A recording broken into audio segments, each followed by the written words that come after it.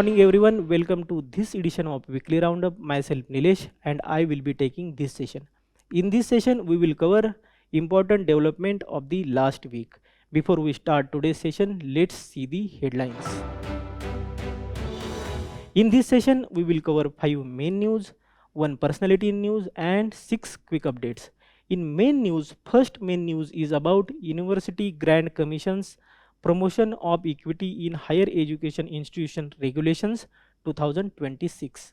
Then second main news is about United Nations, as United Nations Secretary General said that rule of law is the cornerstone of the global peace and security. Then third main news is about mother of all deals, that is India and European Union concluded the landmark free trade agreement. Then fourth main news is about the entrepreneurial state. This new word is coined by the Economic Survey of 2025-26. And sixth main news is about river deltas, as new studies suggest that over half of the Indian major river deltas are sinking. In personality in news, we will cover Lala Lajpat. So let's start today's session. So first main news of the day is University Grant Commission's Promotion of Equity in Higher Education Institutions Regulation 2026. As these regulations came, there was widespread protest against it and for it. So we will see what are these regulations, what are their implications and why there were protests against it. What is this topic important for? So this topic is important for GS paper 2, that is important aspect of governance. So let's see the development. So development is that the University Grant Commission gave these regulations, and now after wide scale protest, Supreme Court have stayed these regulations because Supreme Court say these are the too sweeping and too extreme. So this is the context. Before we discuss what are these regulations and what are their implications, let's see why there was huge opposition and why there was huge support for these regulations. So first we will see what was the purpose of these regulations. So regulations were there for the bringing equity in the higher education institution and reduce the caste-based and other discriminations in the higher education system. Why people are opposing it and why they are supporting it. So first we will see why people are supporting it. So some people are supporting it because it is fact that at higher education institution there is discrimination on the basis of caste, religion or even gender. So basically people are supporting it for bringing equality.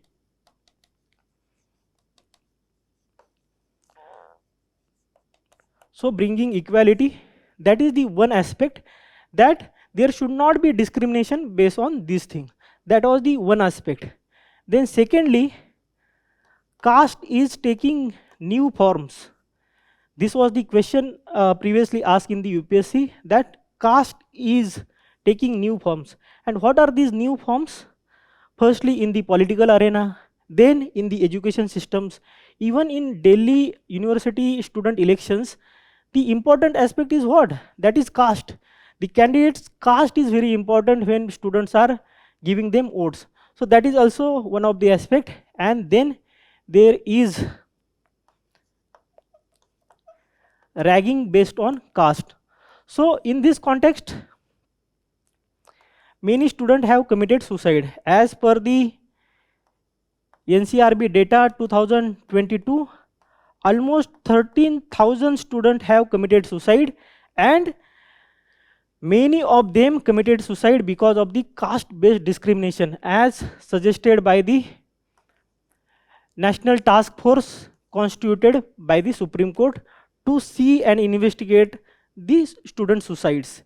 And in that case, the task force suggested that the caste-based discrimination is one of the factors which is leading to the mass suicide. And the case regarding it is Amit Kumar versus Union of India. So please remember this case.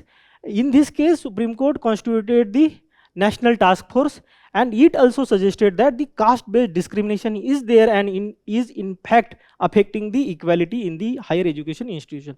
So this is the case for the supporting these regulation. Then why students are opposing these regulations?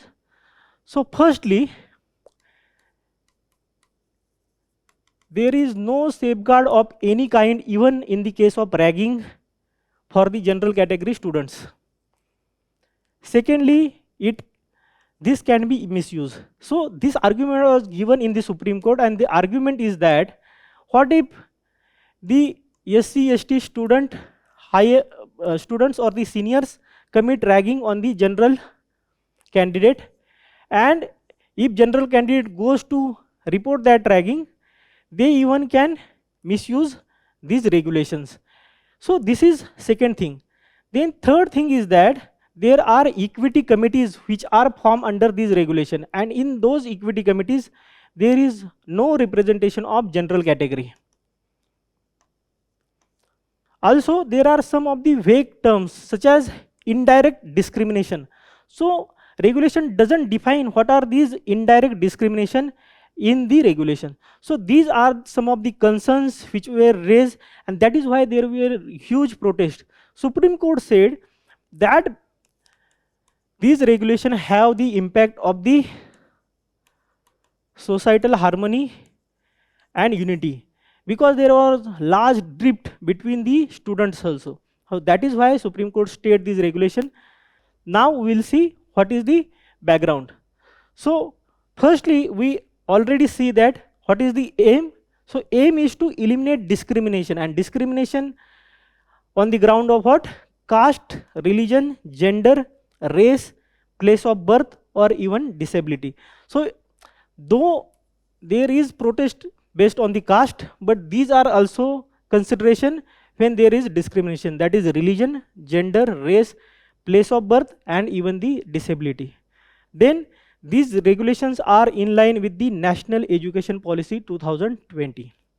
So please remember that even the National Education Policy says that there should be equity and there should be some regulation and rules regarding it. So these regulations are in line with the National Education Policy.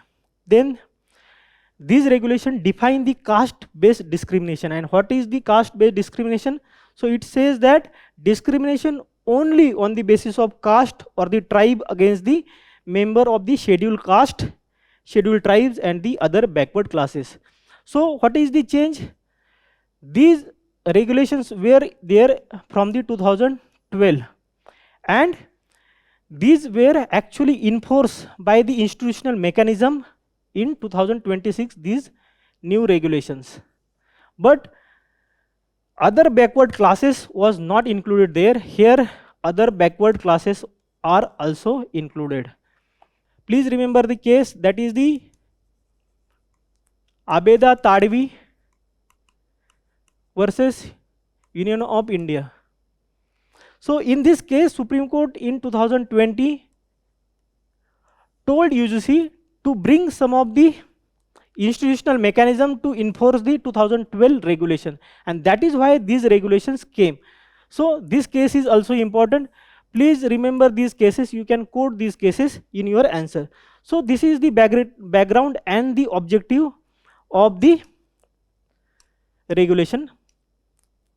Now we will see nitty-gritties of this regulation, and the first thing is about duty of the higher education institutions. As this was also highlighted by the National Task Force, as we already discussed, there also they emphasize on the duty of the higher education institutions. Here also it says that the higher education institution must prevent and eradicate discrimination and promote equity among the all stakeholders. Head of the institution responsible for the strict implementation. That is the one thing. Then second thing is about equal opportunity center. So please remember this thing. What is equal opportunity center? So equal opportunity center will support, that is, disadvantaged groups. Then they will give guidance and counseling also, and run inclusion programs. And who will see these inclusion programs? That is the equity ambassadors. That is the third point, that is equity squads and the equity ambassadors. And what will these equity squad do? They will have the vigilance and they will see that there is no caste based or other discrimination going on in the campuses. They will have the vigilance, and this equity ambassador will promote the equity measures suggested by the equal opportunity centers. So this is the third point. Then there is equity committee. As we already discussed, that equity committee will have the members, and those members will be from the SC, ST, OBC, women and physically disabled people, but there is no representation to the economically backward classes or general classes. There may be, but they are not given in the regulation, so it is not mandatory. So this was one of the issue that there were protests going on. Then there is grievance redressal appeal. So equity committee will actually see the complaints register with them, and they will give the decision within 15 days. And if that decision is not favorable for the candidate or the student, they can appeal to the grievance redressal mechanism. There will be ombudsman, right? And it will be within 1 month of the 1 month after the report or the any verdict given by the equity committee. Then the ombudsman will see this case, and they will see that within 30 days they will also give some verdict. So this is about the grievance redressal mechanism. Then there is monitoring mechanism. So there will be monitoring mechanism at the national level, and all education institutions will give them annual report. And then finally there will be penalties. And what are the penalties? If these regulations are not implemented properly, even the grants can be stopped, and even the degree programs or the online programs can be removed from the education institution. So this is all about it. This is about the first news. Now we will see related previous year question. So what is the previous year question? So first question is about which of the following of the Constitution of India have the bearing on the education. And first is directive principle. Secondly, it is about the rural and urban local bodies. Then 5th schedule, then 6th schedule, and then 7th schedule. So DPSP actually have, then in schedule 11, local bodies have to take decision about the education. Then 5th and 6th schedule also have the provisions of that special areas where education shall be promoted. And then 7th schedule have the education in the concurrent list. Firstly, it was in state list, but by the amendment it was shifted to the concurrent list. So what is the answer? The answer is D, all up above. So this is the first MCQ. Then see the mains question. So mains question is a caste system is assuming the new identities and associational forms. Hence caste system cannot be eradicated in India. As we already discussed, which are the new forms caste system is taking. And this second thing is that hence caste system cannot be eradicated in India. Here you should give your own understanding that caste system can be eradicated, and what will be and what shall be measures taken to eradicate the caste system. So this should be your argument in this answer. This is all about first main news. Now we will see second main news of the day. So second main news of the day is rule of law is the cornerstone of the global peace and security as stated by the United Nations General Secretary. And this is important for your paper 2, that is important international institutions, agencies, fora and their structure and mandate. In this news we will see what is the purpose of the UN, why it was formed, what are its important bodies, what is international law, and how UN is actually implementing the international law. So let's start the discussion. So we already see what is the background. Now we will see about the UN. Why UN was formed? So after Second World War, League of Nations was redundant. It was not helpful. League of Nations was formed after World War I, and its purpose was to avoid any large-scale conflict or the World War-like situation after the World War I.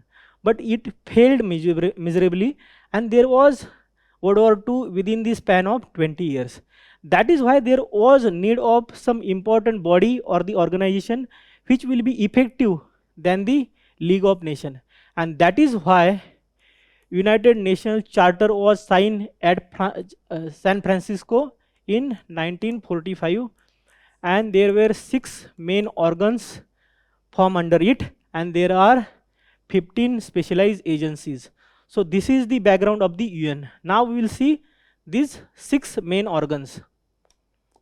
So first is that United Nations General Assembly, then United Nations Security Council, then ECOSOC, Economic and Social Council, then Trusteeship Council, then ICJ, International Court of Justice, and then Secretariat. So these are the 6 main organs of the UN. United Nations General Assembly have 193 members, and each member have the single vote.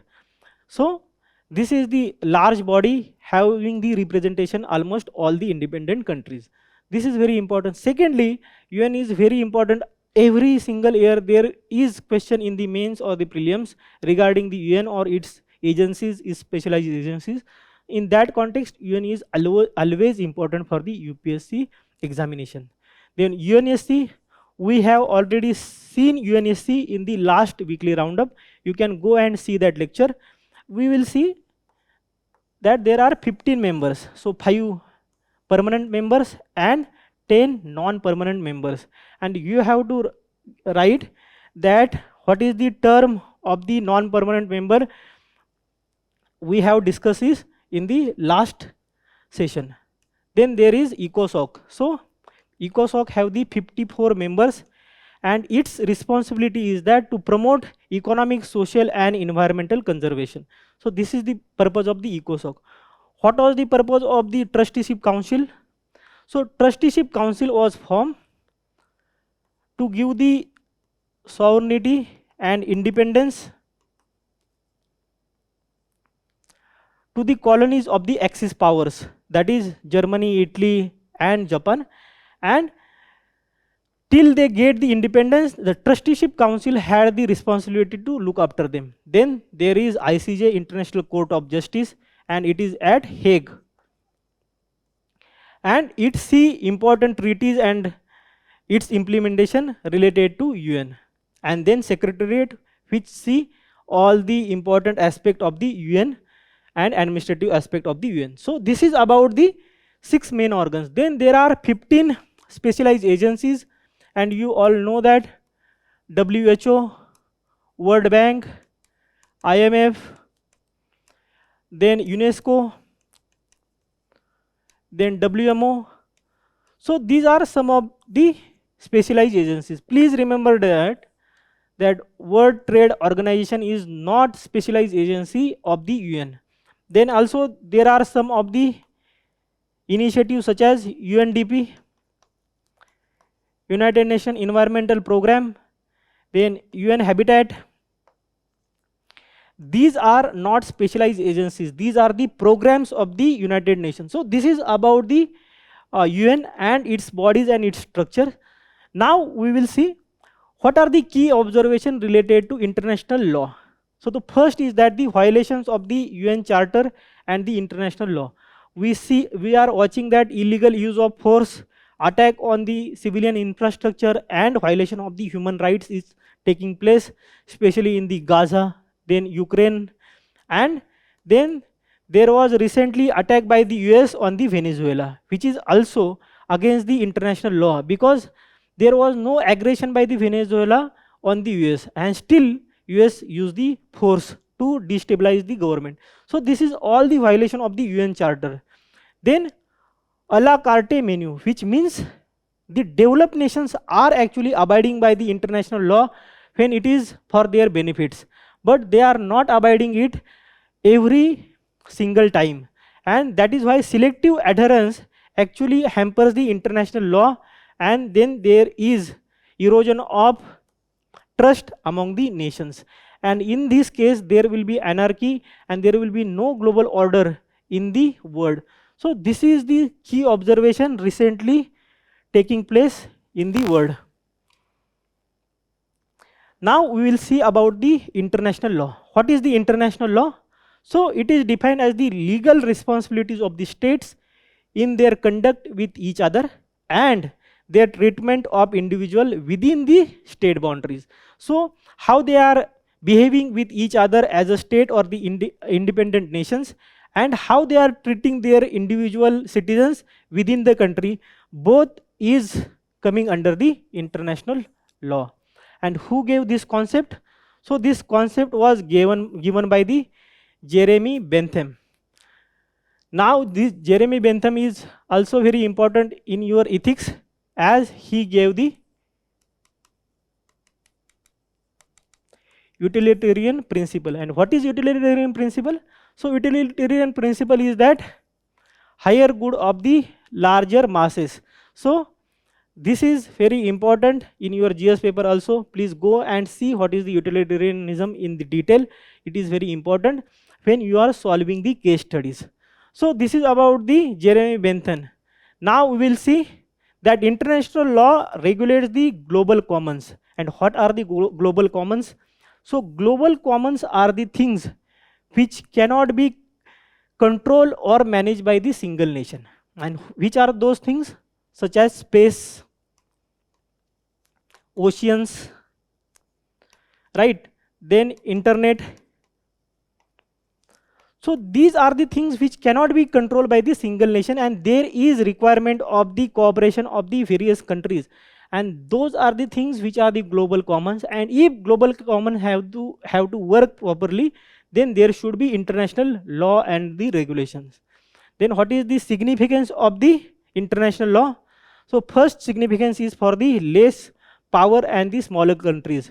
If they have to retain their independence and the sovereignty against the larger nation, then there should be some law and regulation by which the international order should function.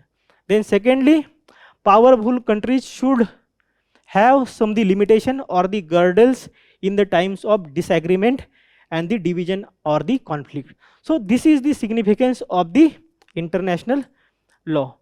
Now we will see how the priorities and actions are there for upholding the international law. First is that upholding the UN Charter. We already discussed it, what is the UN Charter and what is its importance.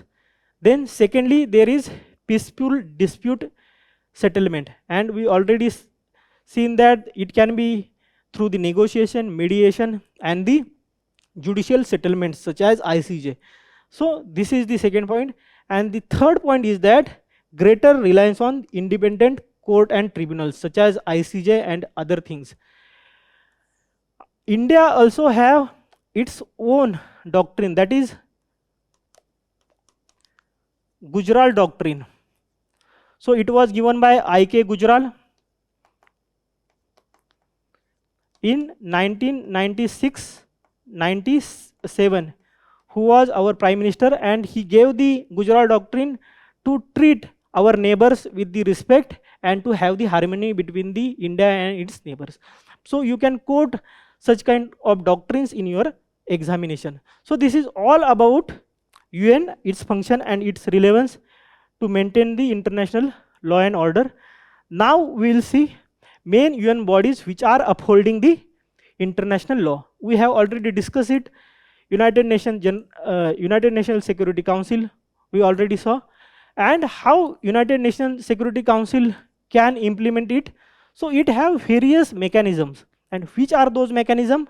Firstly, it can impose sanction, and this sanction can be political or economic sanction. Secondly, they can send peacekeeping missions to bring this law and order in any particular country, and then they can also take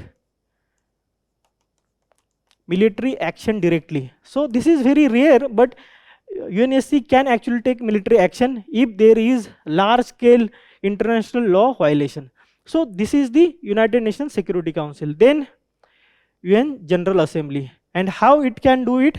So the 6th committee of the UNGA is the primary forum for the consideration of the legal questions in the General Assembly, and then they can pass resolutions regarding the various issues in the international law and its breach.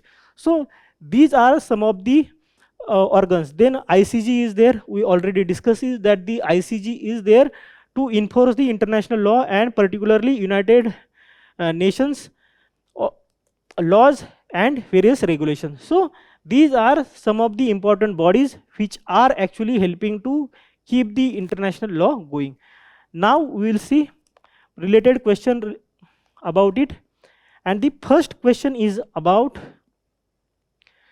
with reference to the United Nations General Assembly, consider the following statement. First statement is that UNGA can grant observer status to the non-member states.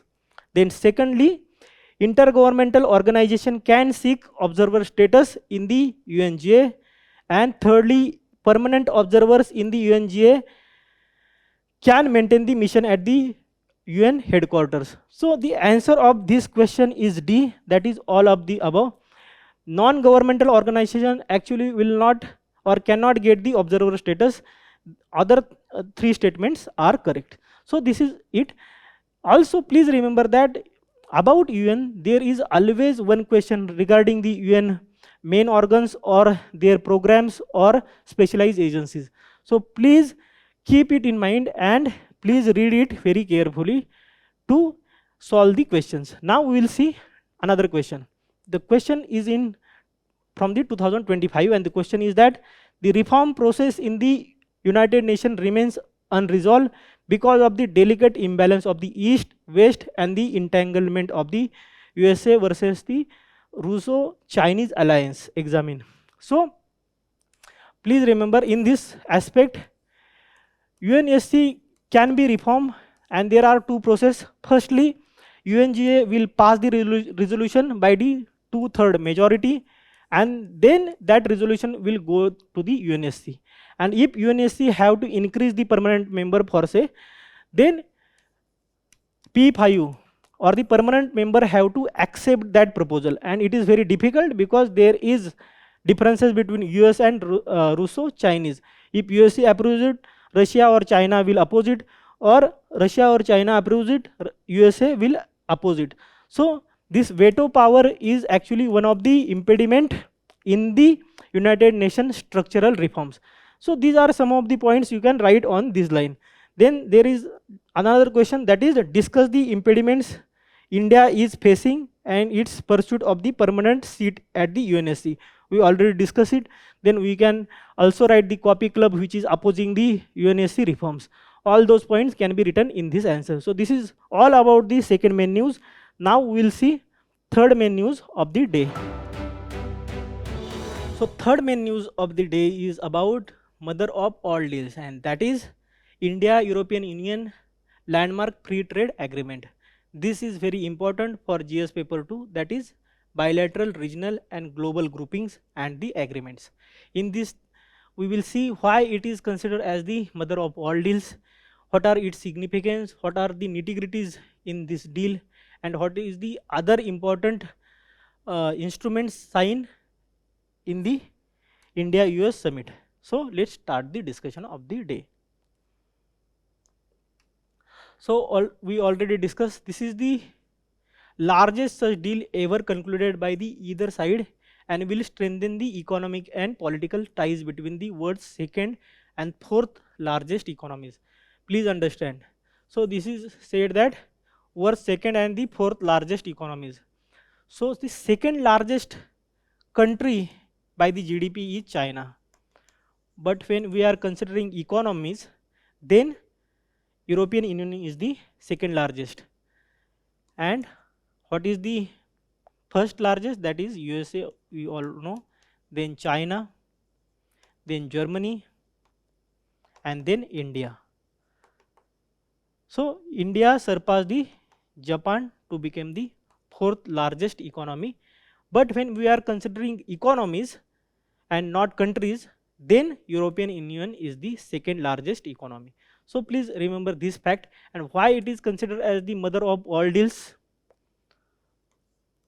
So firstly, this deal will actually cover 1/4 of the GDP of the world. Then it will cover 2 billion peoples, right? And almost 1/3 of the world trade is done by these two economies. So that is why it is very important. Then secondly, these negotiations were going on from the 2007, and after such a long time it have been finalized. There were a lot of differences on the basis of agriculture, automobile sector, then spirits and liquor, data. So these were the impediments, but now we have signed this deal and it covers almost all the things, that is goods trade, then services, then investment, then mobility of the people, then also IPR, then sustainable development and environmental protection. So this deal covers a lot of things and all the things which can be covered in any deal, and that is why it is called as mother of all deals. So this is about the background of this. Also please remember that European Union have the one of the important destination for Indian exports. So it is the largest importer of the Indian goods. In this scale, when services and goods combine, USA is India's largest trade partner. But if we just consider goods, then European Union is our largest trade partner in terms of goods. So these are the some of the facts we should remember. Secondly, we are in trade surplus, and it is expected that by 2033 our trade will be doubled because of the trade agreement we signed recently. So these are the some of the backgrounds about this news. Now we will see important aspect of the deal. So let's see about the India European Union free trade agreement. So this is giving the strategic market access, and please remember that India will get preferential access in the 97% of the EU tariff lines, covering almost 99.5% of the trade value. So this is not same for the European Union, but European Union also have got some of the access. And important point is that India have got the duty free access for the labor intensive sectors such as leather, then textile.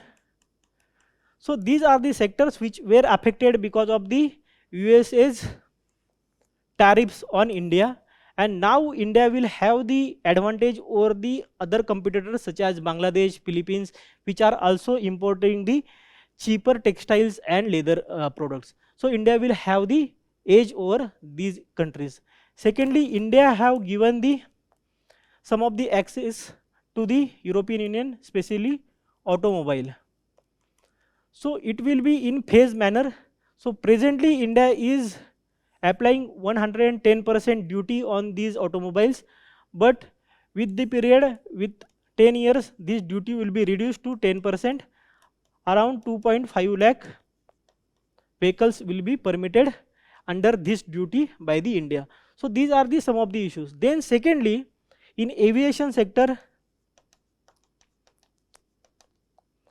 The component related to aviation sector have been given the duty-free access in the India, and this is very significant because it will be blow to the Boeing, that is the US manufacturer. So these are the some of the nitty-gritties of the thing. Then second thing is that safeguard to sensitive sectors. So India have also taken some of the measures such as including dairy, cereals, poultry, soya meal and certain fruits have been excluded, and that way India will promote the welfare of the farmers of India and protect them from the flooding of the European dairy products and other things. Then product specific rules. So there are product specific rules such as self certification through the statement of the origin, and it will be very important for the quotas and transition period for the MSMEs. So MSMEs will not be actually having immediate competition from these countries and their products. So this is also very important. These are the some of the points which are there and which are important for our consideration. Now we will see another points also. So next point is that tackling non-tariff barriers. So it is also talking about the non-tariff barriers, and there will be strengthened regulatory cooperation, greater transparency and streamlining customs related to sanitary and phytosanitary measures and technical barriers to the trade disciplines, such as carbon tax which can be implemented by the European Union. Then there are phytosanitary measures such as processes, clean energy. So such measures cannot impede the trade, and there is mechanism to see that such measures will not affect the trade and the movement of the goods. Then services trade is also been included. This is very important because services is one of the sector where India have the limited access in the European markets, but now services trade will be there, and stable market access in the European Union's 144 services and subsectors including IT, education, R&D and professional services.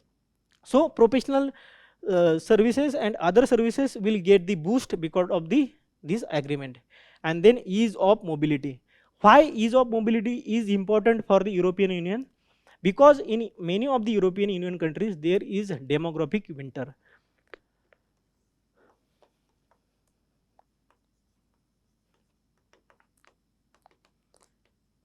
And what is demographic winter? So demographic winter is the condition where the population of the country is actually declining and the aged population of the country is greater than the working age population. In that condition, there will be no sufficient labor to work in the economy, and then economic growth will be impacted.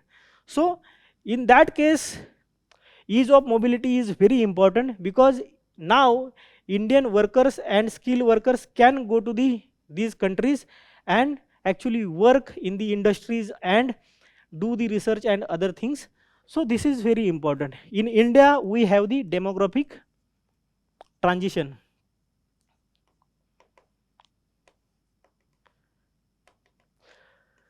So in demographic transition, we have the large workforce and we can actually complement the demographic winter which is taking place in the Europe, particularly Germany, Italy and all those countries. So this is about the key important aspect of the trade deal we sign. Then there are some of the other key outcomes which happened at the India-EU summit. And what are those outcomes? First is about towards 2030. So this is the joint India-European Union comprehensive strategic agenda, and this covers key points such as sustainability, technology, innovation, and very important, security and defense. So this is the main point. Then there is security.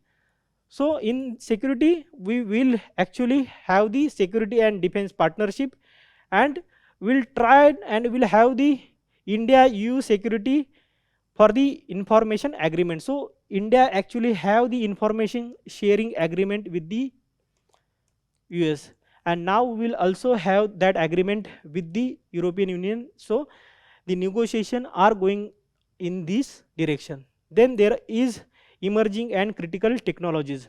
So emerging technologies such as AI and other things, EU India innovation hubs will be created, and there will be launch of EU India startup partnership to have the emerging technologies research and development with each other.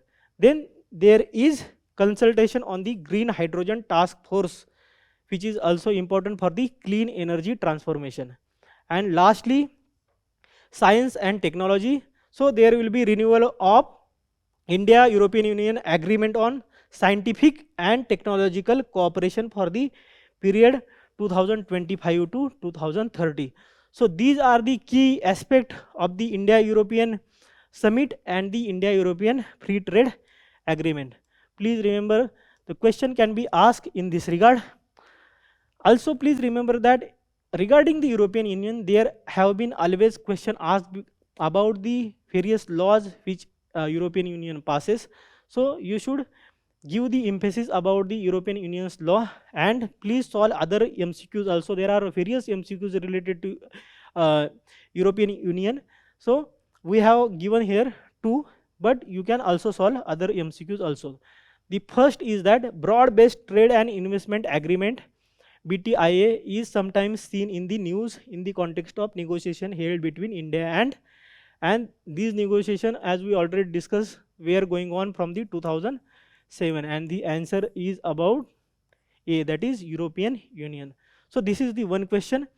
Secondly, consider the following countries.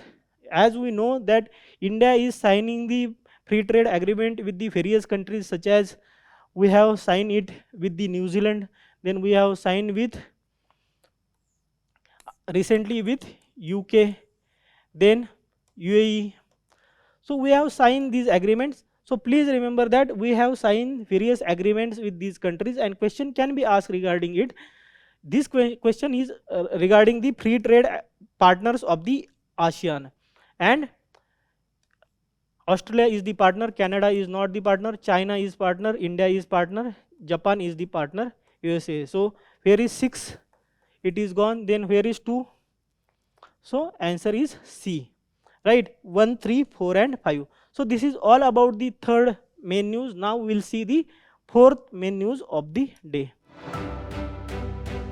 Fourth main news of the day is regarding the entrepreneurial state.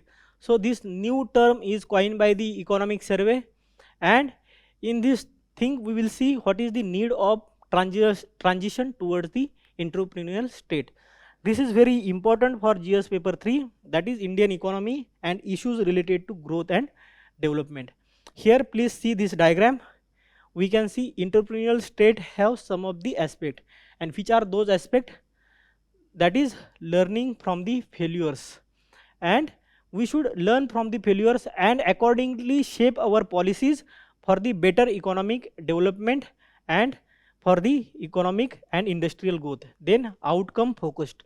So there should not be focus on the law abiding bureaucracy, but the focus should be outcome, and outcome should be development and prosperity. So the policies should be outcome focused. Then there should be risk taking approach, and in this case we will see one of the classic example, that is S.C. Gupta, and then there is strategic support. So what is these parameters for the entrepreneurial state, we will see in the discussion. So what is the background? So already discussed that the economic survey calls for the entrepreneurial state just like East Asian economies. So East Asian economies in 1990s adopted entrepreneurial state model, where state actually help through policies, economic, industrial growth. So state itself is not involved in the industry or production, but they through policies help to grow. And then the concept was popularized by the economist Mariana Mazzucato. So this is about the entrepreneurial state. Now we will see what it is and what are the various characteristics of the entrepreneurial state. The first characteristic, as we already discussed, that is the risk structuring, and that means that the state acts before this certainty emerges or the proactively by structuring the risk. What does it mean? It means that now industrial revolution 4.0 is happening, and there will be large scale upheaval in the employment. There will be changing nature of the employment, and the older employment will be redundant. In that case, state should take proactive measures for the skill development in these emerging technologies. So this is one of the aspect and one of the example how state can actually take various steps and structuring the risk which is coming our way. That is the one aspect. Then second aspect is that institutional learning. And what is the institutional learning means? It involves moving from the compliance to capability, where the state learns to fail. And what does it mean? So it means that if state frames one policy, right, and that policy is not working, then what state does? State frames the another policy by learning the lesson from the first policy. For example, in India, for industrial growth, India started the SEZ. Then SEZ were not too effective, then industrial corridors with SEZs. So policies get evolved with the time, and institutional learning is that by the policies we actually frame the more effective and the more refined policies. So this is the case. And second thing is that the efforts are not on the compliance. There are rules, and bureaucracy should not always rely on the compliance of the rules, but capability. They should take the measures which will actually help to increase the capability of the economy or the state or the industries. So this is the second point. Then there are some of the features of the bureaucracy in the entrepreneurial state, and the first thing is that outcome oriented bureaucracy. Many times what happens, that bureaucracy is there permanently and they don't take risk. Why they don't take risk? They just follow rules because there is no any leverage or there is no any benefits by taking the risk. So what they do, they just follow the rules, but in that process the outcomes are very minimal, but they are not judged on that basis. So firstly there is bureaucracy, and that is outcome oriented bureaucracy. The same example can be seen in the Korea. So in Korea, when bureaucracy takes some decision, and if that decision is not successful, so bureaucracy is not get punished, but that decision is reversed, and then new decision or new policy is formed. And by that way bureaucracy is also encouraged to take the new decision, new policy making, and new ways to have the economic growth and entrepreneurial zeal. So this is one point in the bureaucracy. Then failure to tolerance with the learning. If the failure is there and their intentions are bona fide, then they should not be punished. That is the second point. And then credible withdrawal of the support. What is the credible withdrawal of support? So many times what happens, that state gives some of the benefits to the for example MSME, and when they give some support, then MSME are actually not rising, because after MSME rise to some level, then this support is cut off, and this concept is called as dwarfism. In one of the economic survey recently, the term was given dwarfism. Dwarfism means what? That industries get the support from the government, and because industries are getting support, if they are MSME, they will never become big because they actually want support, and that is why they are not rising. So this is one of the concept. So state should learn that they should withdraw support at some point of time.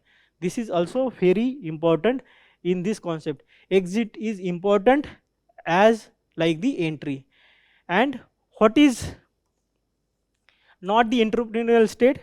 The entrepreneurial state is not the commercialization of the state, such as the state capitalism, where state itself is involved in the production or the company or the other services. That is not what is entrepreneurial state means, and it does not have the also privileges of the private interest. So it also doesn't promote the privileges of the private interest, but it actually having the policies where all the individuals can have the equal opportunities and policies to grow. So this is all about, and aim of the entrepreneurial state to empower the state to act as the strategic partnership with the private sector innovation. So this is all about the entrepreneurial state and its characteristics, right? Now we will see why entrepreneurial governance is tough. The first point is that asymmetric incentives, the culture of risk aversion in the bureaucracy. We already discussed that the bureaucracy doesn't want to take risk because there is no reward of taking any risk. But if there is any problem, so that particular bureaucrat will be punished very severely. That is the one thing. Then there is retrospective scrutiny. So what happens if some decision is taken as the bureaucrat, then after some time with 10-15 years, there will be retrospective scrutiny, and even if their intention of bona fide, they will be implicated.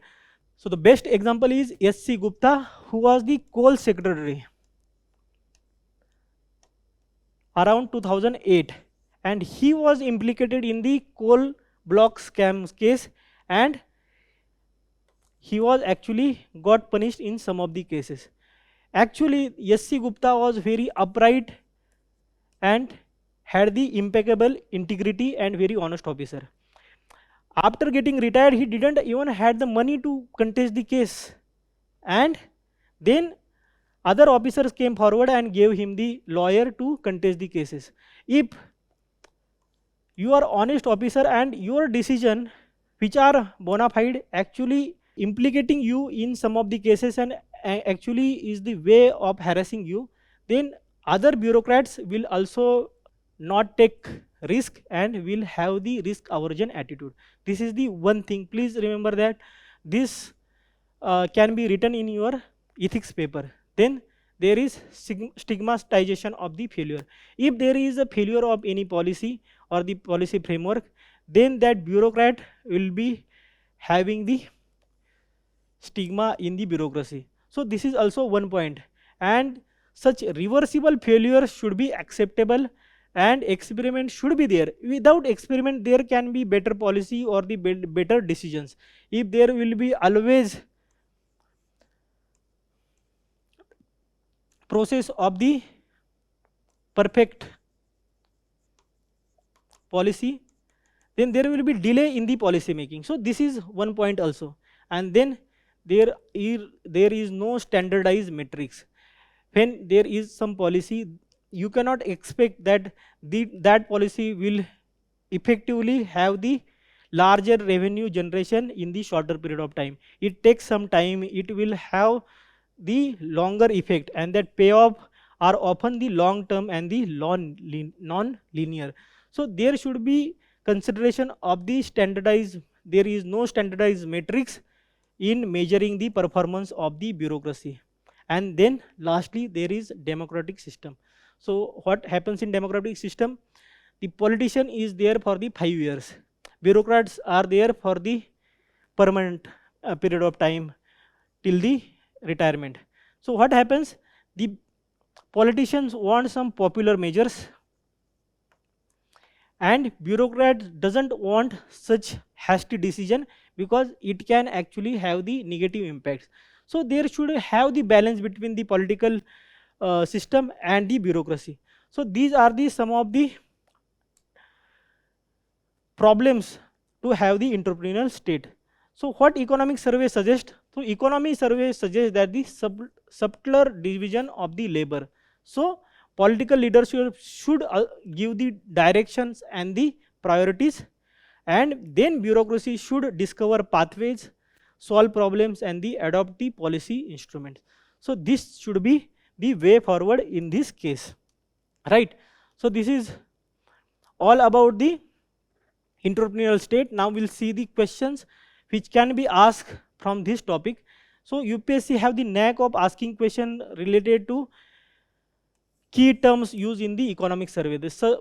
Such question is that distinguish between the care economy and monetized economy.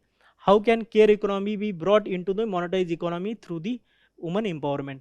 So this was discussed by the economic survey in 2023 and the question was asked on it. Also, secondly, see this question: do you agree that Indian economy has the recently experienced V-shaped recovery? Give reason. The first chapter of the economic survey was about the V-shaped recovery, and the same question was asked related to it. So entrepreneurial state can be asked in this year or in coming years. So please remember the term and see what are the concept as the economic survey suggests. This is all about the fourth main news. Now we will see last main news of the day. So last main news of the day is about river deltas, as over half of the Indian major river deltas are sinking as per the study. This is very important for GS paper 1, that is physical geography, and GS paper 3, that is environment and ecology and its impact, right? So in this thing we will see what are the observation in the study which is published by the Nature. Then we will see what is the deltas, what are their significance. So let's see the development. So what is the background? Ganga, Brahmaputra, Nile, Mekong, Yangtze, Amazon, Irrawaddy and Mississippi, these are some of the major rivers of the world and accounts for nearly 57% of the total subsidizing deltas areas worldwide. So this is one point. We will see what types of deltas are there in the subsequent discussion, right? Now we will see what is the key reasons for the sinking. So report itself state that the excessive groundwater extraction is the one reason. Why? Because if there is this groundwater and river is flowing here, and this is the delta have the sediment deposition here. When groundwater is extracted, this area is very shallow and it doesn't have water. So what happens? The pressure of this soil actually pushes this area down, and that is why there is subsidence of the delta. This is the one point. Then second point is land subsidence. So between 2014 to 2023, almost 50% deltas have the subsidence rate exceeding 3 millimeter per year globally, and in that Brahmini and the Mahanadi are the one of the fastest where the land subsidence is the highest. Please remember this thing. Then there is reduced seasonal silt deposit. What happens? So river is flowing like this and this is the sea. So what happens when a river comes here? It deposits the silt here. But now what is happening?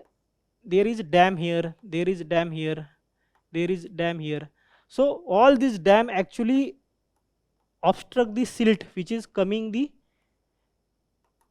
delta side, and that is why there is not sufficient silt at the deltas, and this is the reason that deltas are actually decreasing, and that is why their size is also reducing. This is one reason ki reduced seasonal silt deposits are reducing, and that is why their elevation is also decreasing, right?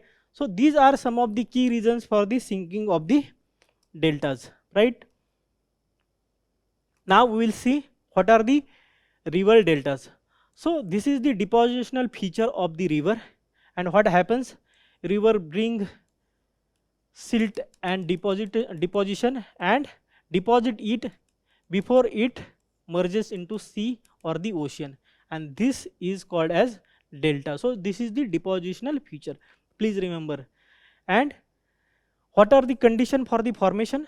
So flow of the river must be slow and steady enough for the silt deposition and the built up of the, if the river is very fast, so there cannot be deposition of delta. What will happen? All that water and the silt will go into the ocean and there will be no deposition of delta. The question was asked previously that why there is no deltas in Western Ghats. We will see, but one of the reason is that the rivers are very fast flowing and they are not slow. So this is one of the reason.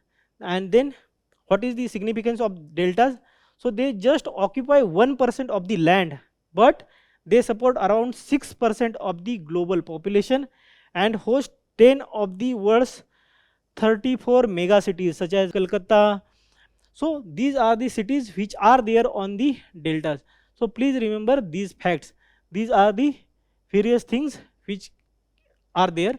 Now we will see various type of deltas, and which are those deltas?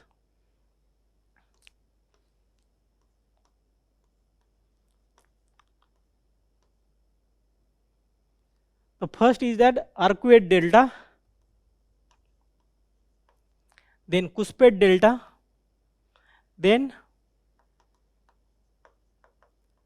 bird foot type delta, then Estuarine delta, then inverted delta, and there are also categorization on where that delta is located, that is subaqueous and subaerial. We will see what are these deltas. So arcuate deltas are the deltas where arc is formed by the river, and this delta which is in arc form is called as arcuate delta. Then Cusped delta, the Cusped delta is like the river form the delta like the teeth, and this is called as Cusped delta. Then bird foot type of delta, so it will have the various tributaries at the last leg and it will look like a bird's foot, so it is called as bird foot delta. Then Estuarine delta, what is the Estuarine delta? So when river actually merges with the sea, so this area where the sea water and the river water is actually mixing, that is an estuary, and if there is formation of delta, that is called as Estuarine delta. So there is also a inverted delta. Now what is inverted delta? So inverted deltas are the deltas where river where meets the ocean, this is actually narrow and delta is formed behind that, so it is like a inverted shape. So that is why this is the arcuate and this is inverted of that, so that is the inverted delta. So these are the some of the delta types. Then if the delta which is in the water, that is the subaqueous delta, and the delta which is above the water, that is called as the subaerial delta. So these are the various types of deltas, and this is information of about the river delta. Now we will see what are the various measures to protect the deltas. First is that the integrated approach. So what is the integrated approach? There is issue of the subsidence and there is sea level rise. So there should be an integrated approach where both these things should be work together and not in silos. So that is the one thing. Then secondly, there is targeted interventions. And what does it mean? So see, sea level rise is the global phenomena. You cannot do about it at the local level, and you should intervene at the international level. But at the delta sinking, you can actually take the steps at the localized level, and there should be policies to tackle these challenges at the local level. So this is also one thing. And then advanced monitoring, and advanced monitoring using the satellite technology such as INSAR, that is informatics synthetic aperture radar for monitoring the surface, and by that way there should be a effective policies to reduce the delta sinking. So these are the some of the measures. Now we will see what are the significance of the deltas, and the first significance is the ecological services. What are the services it provides? So it provides the water filtration, then high level of ecological productivity and dynamism, because the silts have the higher nutrients, so it is very helpful for the agriculture also. Then there is important wetland habitations, so such as plants like lilies and hibiscus grow in deltas, and these are the medicinal plants. So various medicinal plants are there, and also apex predators such as tigers in the Sundarbans are also there in the delta region. So this is also important for the biodiversity of the region. And then protection. So it absorbs the runoff from the both floods and from the storms, and this way disaster management can happen. So this is the importance of the deltas. Now we will see the question related to it asked in the previous year, and the question is that there is no formation of deltas by the rivers of the Western Ghats. Why? And as we already discussed, the flow is very fast, there is no deposition, then these rivers are very short, then seasonal. So these rivers are seasonal, so there is lack of deposit, then these rivers are very short, so there is no sufficient scope to have the accommodation and accumulation of the silt to deposit, right? Also these rivers are very fast, as we already discussed. So these are the some of the issues. Then also there are various earthquakes in the Western Ghats, and also topography. So these are some of the points you can write and can write the answer. So this is all about the main news of the this week. So we'll see the personality in news, and personality in news this week is Lala Lajpat Rai. What is the context? So Prime Minister paid tribute to Punjab Kesari Lala Lajpat Rai ji on his birth anniversary. Now we will see what are his contribution in the Indian freedom movement. So Lala Lajpat Rai was important in the trio of Lal Bal Pal. So Lal is Lala Lajpat Rai, Bal is Bal Gangadhar Tilak, and Pal is Bipin Chandra Pal. So this is the one fact. Now he was the extremist faction of the Indian National Congress, as we already know. Then he was elected as the president of the Indian National Congress at the Calcutta session of 1920. Please remember this fact. And he was also elected as the All India Trade Union Congress in 1920. So these are the two important aspects of his presidency in Indian National Congress and AITUC. Then which are the organizations or the movement he established? The first movement is that Hindu Relief Movement, then Hindu Home Rule League of America, and the Servants of People Society. In this context, please remember that Lala Lajpat Rai ji met Dr. Ambedkar in USA and asked him to join the Indian national movement and activities. But Ambedkar ji refused, because Ambedkar ji said that the Sayajirao Gaikwad of the Baroda gave him scholarship to study, and he wanted to concentrate on the studies at that time. So please remember this fact also. Then his role was very important in establishment of Punjab National Bank, right? Then we will see his literary contributions. And what are the contribution? What he wrote? The People, the journal, and then contributed for the Tribune, which is the newspaper. So these are the literary contribution. He also wrote some of the books. And which are those books? So he authored Unhappy India, then Young India and Interpretation, and then History of Arya Samaj, then England's Debt to India, and the series of popular biographies of Mazzini, Garibaldi, and the Swami Dayanand. So this is all about his contribution. How he died? So Simon Commission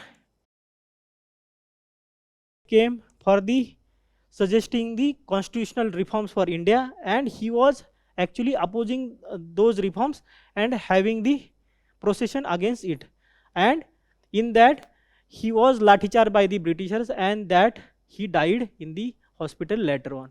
So this is all about the Lala Lajpat Rai. Now we will see quick updates of the last week. So first quick update of the day is Paris Agreement, and what is the development? So USA have officially used the Paris Climate Agreement for the second time. Right, now we will see what is the Paris Agreement and what is the background of Paris Agreement. So it was adopted at UNFCCC COP21 at the Paris in 2015 and enter in the force 2016, and it recognizes climate change as the global emergency requiring the international cooperation, right? And it is the legally binding international treaty. Please remember that this is the legally binding international treaty. Now we will see the core objective of the treaty. The first core objective is that the hold global temperature rise well below the 2 degrees Celsius pre-industrial levels, and then pursue effort to limit the warming to the 1.5 degrees Celsius, acknowledging the reduced climate risk. Here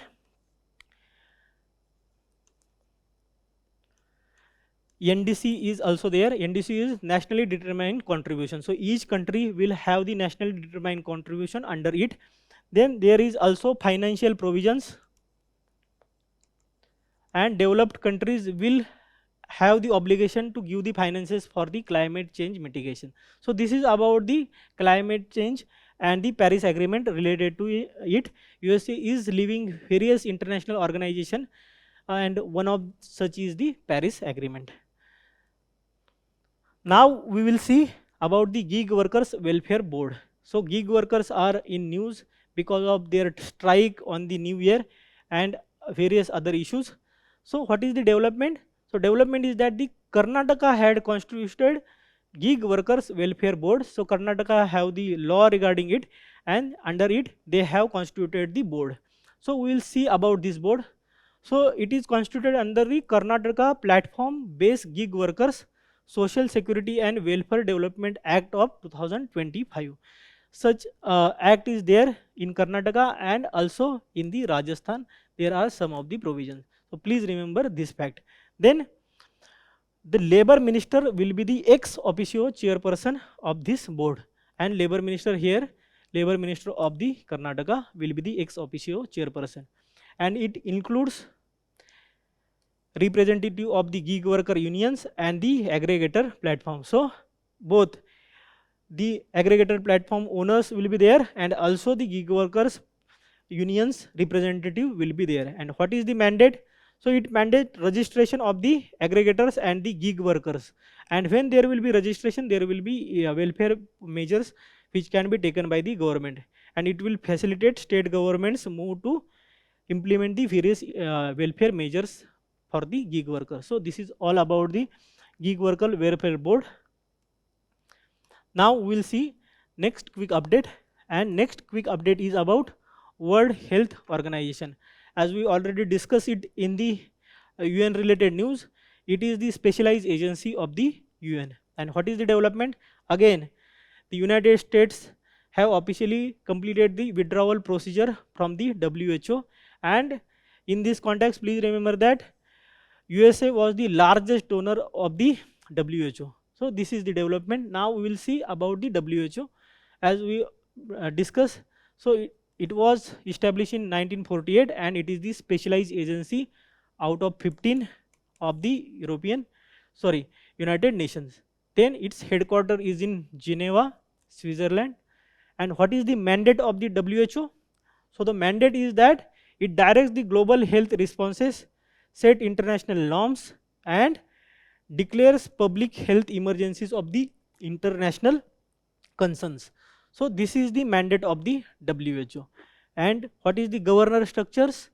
So it have the World Health Assembly, supreme decision making body. Then there is executive board. So executive board actually implement the policies, and there is secretariat which see the various things which is related to administrative procedure, and it is actually headed by the director general. So this is about the governance. And what is about the membership? So it comprises of the 194 members and open to all UN members. So please remember, all UN members can join the WHO, and India is the founding member of the WHO. So this is all about the WHO. Now we'll see the next quick update of the day. So next quick update of the day is that aspirational district program. And what is the development? Niti Aayog have launched Sampurnata Abhiyan 2.0 to undertake the efforts to achieve the performance in the aspirational districts and aspirational blocks program. Now we'll see what is the aspirational district program and aspirational blocks program. Firstly, we'll see aspirational district program. So these both programs actually launched by the Niti Aayog, please remember that. And aspirational district program was launched in 2018. And what is the aim of this program? To quickly and effectively transform 112 districts across the country. First, this number was 100, but later it was extended to 112. Please remember this. And there are 5 themes. And which are those 5 themes? Health and nutrition, education, agriculture and water resources, and financial inclusion and skill development, and finally infrastructure. Same on this basis, aspirational block program, which was announced in the union budget in 2022-23, was launched, and it is also under the Niti Aayog as already discussed. And what is the aim of this? So it is aiming for the saturation of the essential government services in 513 blocks in 329 districts across the country. So this is all about the aspirational district program and the block program. Please remember this. Now we'll see next quick update. And the next quick update is about the Kalbelia. And Kalbelia is the community. What is the context? So NHRC issues notice to the Rajasthan government over the burial rights demanded by the Kalbelia community. Now we'll see what is the Kalbelia community and what are their features. So this is the nomadic tribe from the Thar desert of Rajasthan, mainly Pali, Ajmer and Udaipur districts, and traditionally known as the snake charmers. So now the snake charming is banned, and that is why they are actually now performing arts such as dance and playing instruments and all those things, right?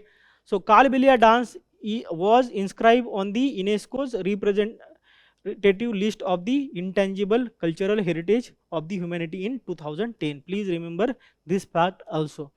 And in this Kalbelia dance, female are dancers while the men accompany them on the variety of musical instruments such as pungi, which is bean, then dafli, and then kanjari. So this is about the Kalbelia community and their dance and their status.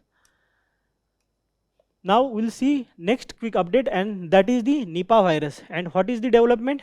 So development is that as per the National Center of Disease Control, NCDC, only 2 confirmed cases of Nipah virus disease have been reported from the West Bengal from the December last year till date. So this is actually reducing. Now we'll see about the Nipah virus. So what is the nature? So it is a zoonotic disease, which means which spreads from animal to human. And which is the animal which will have the Nipah virus? So that animal is the fruit bats, also known as flying foxes, right? And how they are transmitted? So these are transmitted from animal to human by direct contact with the infected bats or the pigs, right? Then in human to human, close contact with the body fluids of the infected person can actually spread the Nipah virus, right? Then the first case was identified in 1999, outbreaks in Malaysia and Singapore, from bat to pigs to humans. So first it was transferred to bats, then to pigs and to humans, and their incubation period is 4 to 14 days. So basically in 4 to 14 days the symptoms are not even recognizable, or there will be no symptoms at all. So incubation period is 4 to 14 days, and the early symptoms are that fever, headache, cough, sore throat, difficulty in breathing. So these are the symptoms of the Nipah virus, and there is no any vaccination to the Nipah virus till date. Please remember this fact also. This is all about this week's weekly roundup. You can also visit our digital current affairs portal, where you can solve various quizzes, read various current affair related material including PT365. This is all for this week. Happy learning. Good day.